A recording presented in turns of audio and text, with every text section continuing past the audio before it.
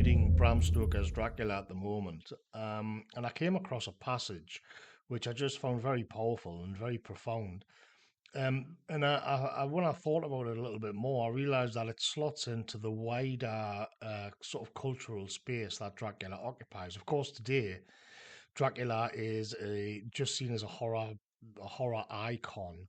He with a sort of demonic thing. We don't really know how to do horror anymore. But if you go back to the original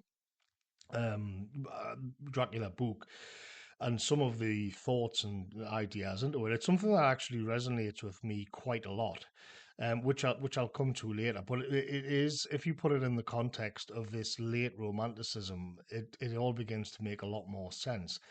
And I am aware though that there's, if you go to Wikipedia page on Dracula, on Bram Stoker's Dracula, there's a lot of red flags. There's people who are saying that it's a anti-Semitic trope, and then more modern, which for reasons I could explore that, but it wouldn't be on this platform. And then more modern, more postmodern takes on it have been that Dracula represents, similar to the anti-Semitic sort of allegations, that Dracula represents this racialized other. So he represents a danger to England, which is mainly the sort of the second part of the book. But what I'm reading is in the first. I'm still at the first stages of it, and what I wanted to discuss and go through is a monologue by Dracula himself, which does actually touch on race, but in a slightly different way than the sort of the idea that he is a foreigner going to England and he's going to be subversive and prey on the people. When we're not yet there. And I think what's interesting about it is when you put all of this into a larger context, which I'll do. But first, I'm gonna read through this amazing monologue on Dracula, in which he actually gets into like the question of race and tribe and ethnicity. So I'll begin, and he says, "We Kellys have a right to be proud, for in our veins flows the blood of many brave races who fought as the lion fights for lordship. Here in the whirlpool of European races, the Ugric tribe bore down from Iceland the fighting spirit which Thor and Woden gave them, which their berserkers displayed to such fell intent on the seaboards of Europe, aye, and of Asia and Africa too, till the peoples thought that they were wolves themselves had come.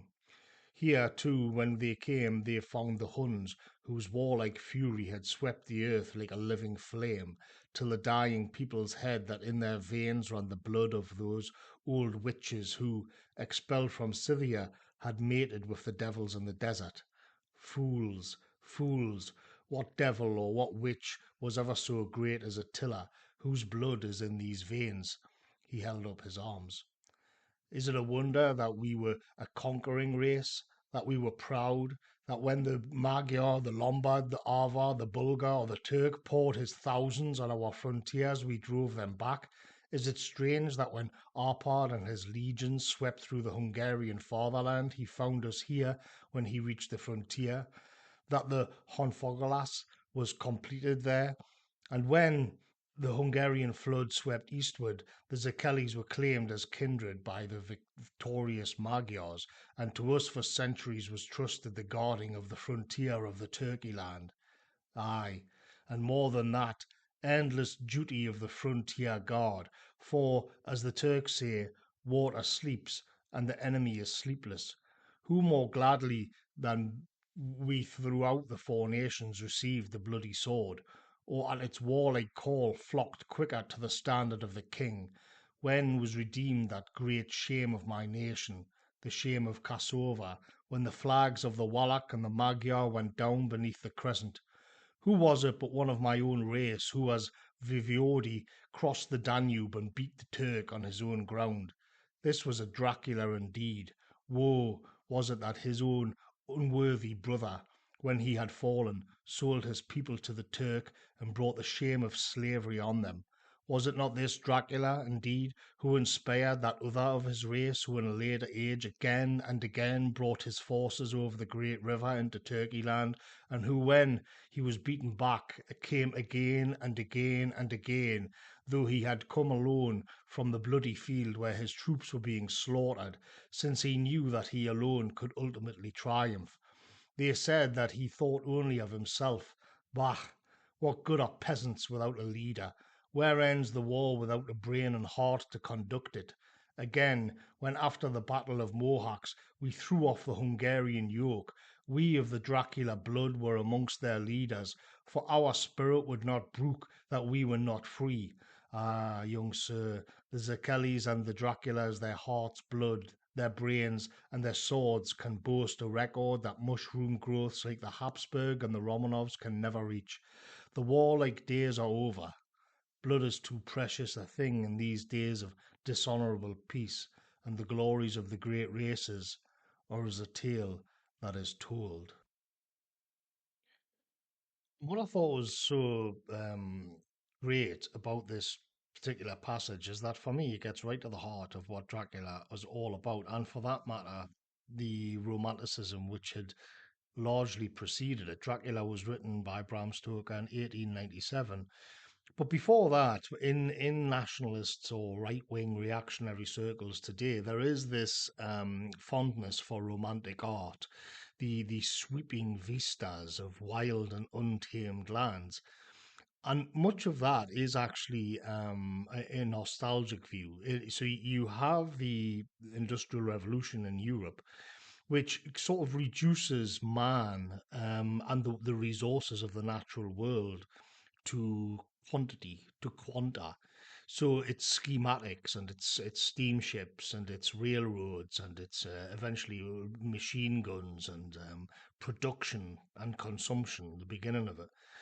And the romanticism that we see in the 80s, in the 1800s, which would eventually culminate in Wagner. And you'll notice that there's some crossover with some of the tribes and some of the ideas of Wagner with Dracula's monologue there. They began to look in a pre-industrial, they began to look in this pre-industrial era before all of that, before machines, before the land was sort of defiled by these abominations of coal and steam production and steel, metal, iron, the churning and the grunting of the production lines and the factories which were springing up everywhere at the time, which were it had a different effect as well because it disenchanted the world. It reduced the world. It took the world away from something poetic and metaphysical and spiritual, and it reduced everything to the spreadsheet and to quantity and quantities of materials. It's a material, of course, materialism came in. And I find it interesting that Dracula came in at the end of that era, like literally on the doorstep of 1900. Dracula was published. So, leaving aside the other kind of tropes and things with it, what I think so interesting is that here is Dracula speaking to Jonathan Harker in his castle, and Dracula is reminiscing from when he was Vlad the Impaler, of course, all of these ancient battles. But you will see also that tribe, like it is fundamentally a pre-modern way that Dracula is thinking, because Dracula as a man was actually there. And it was his bloodline who was leading, who was holding the line, as he would saw it, in a world of barbarism. And in a way, when you get into the story, I don't want to get into that too much, but when you get into Vlad the Impaler, it is as if to say, well, we will be more barbaric than the barbarians themselves. And what I think so interesting about this within Dracula is that I've had a theory that um, as the 1800s and modernity progressed, it became more and more untenable to have this kind of romanticism about the European past. And so what Bram Stoker did was outsource that to Eastern Europe. in Eastern Europe, it would still be a largely unknown. It would still be in a world of mysticism and the supernatural, and vampires and werewolves and devils and all of these things, which would kind of um, you know, the being enlightened in the West. In the West, it was no longer there. But in the Eastern Europe, it was still a place of mystery, and it was still a place where Dracula would come. So eventually, of course, which I'm not going to get into too much today, Dracula will actually enter the new. He will actually go to England. He will actually go into the heart of modernity itself. But where he is here is in his castle, ruminating on this mythological past. And I think it's interesting. I mentioned that so many of these sort of nationalists or reactionaries today have a fondness for romanticism, but you can also see that the way Dracula is talking about nations and tribes, it is within a mythos. It is within this mythological, legendary context. It's just that he himself, Jonathan Harker, doesn't know it, but Dracula himself was actually present. He was literally there, and he in a way is kind of lamenting. Well, he's literally lamenting that the age of great battles, the age of heroism, is now long gone. And I often see it when in sort of European national circles today, there's this kind of obsession with genomes and genetics and 23s and me's and all of this kind of thing. And you can see that in this older understanding of identity, that just doesn't play into it at all. That is, in fact, this kind of scientific realism is, in fact, a product of modernity.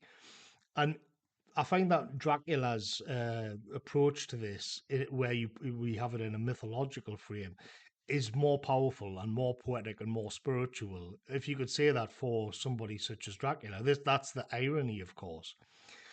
And what you will see is that the liberal sort of frame that we live in, it's kind of negates all of that. And so, in a weird way, all of the people from all over the world will have to also be what I would say is disenchanted.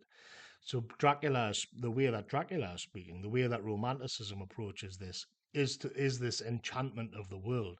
It's also why Bram Stoker had to set this elsewhere, had to take it out of the glare of the modern world with its machines, where such things had ran, fled. It was gone, and instead take it to a place where this still did exist, the dark places of the world where these pre-modern concepts still existed. And the big kind of the big kind of end of history cycle that we are on is where this should be nowhere in the world should be left like that. And it because it, to put it all of the Western frame, all of modernity will be brought into this sort of disenchanted materialist frame.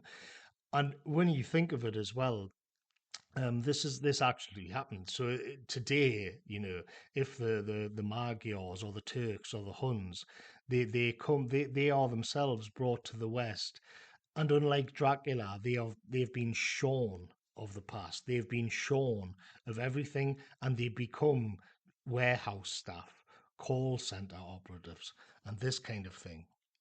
But Dracula is a relic of the pre-modern world.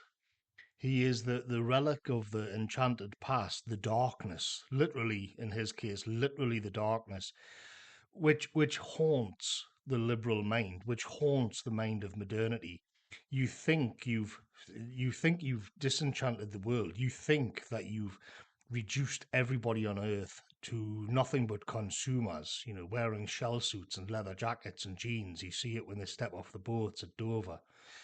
But in actual fact, if you tie all of this in to a cyclical view of history and you think, well, Dracula is an oddity because he is this relic of a literal dark age, but he's kind of kicking his heels, and you get the sense he's been in his castle for centuries, just bored.